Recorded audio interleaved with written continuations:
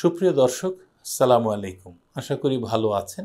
আজকে আমরা চোখের একটা রোগ, চোখের লেন্সে বিশেষ করে যে ছানি রোগ হয়, এই রোগটা নিয়ে আলোচনা করতে চাই।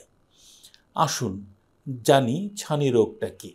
চোখের মাঝে কর্নিয়ার পেছনে যে কালো আলোক নিয়ন্ত্রণকারী পর্দাটা আছে, এই পর্দার পেছনে একটা স্বচ্ছ লেন্স থাকে। এই লেন্স বা লেন্সের আবরণী বা দুটোই যদি কোনো কারণে অস্বচ্ছ হয়ে থাকে, তখনই আমরা এটাকে ছানি রোগ বলে থাকি। ধরুন কোনো রোগী ছানিতে আক্রান্ত, তিনি কিভাবে বুঝবেন যে তার ছানি রোগ হয়েছে? ছানি রোগ হলে কি হয়? প্রথমে আস্তে আস্তে রোগী কুয়াশাচ্ছন্ন দেখতে থাকে।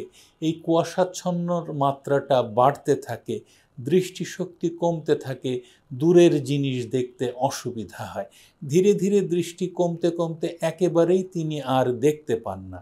এর বাইরে নিউক্লিয়ার স্ক্লেরোসিস নামে এক ধরনের ছানি আছে।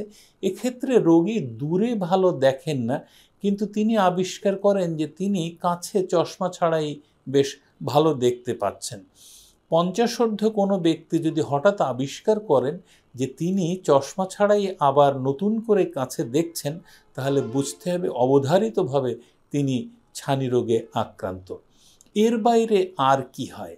দেখবেন হাতের আঙুল অসংখ্য মনে হয়, 10টার জায়গায় অনেক বেশি মনে হয়। একটা চাঁদকে অনেকগুলো চাঁদ মনে হয়।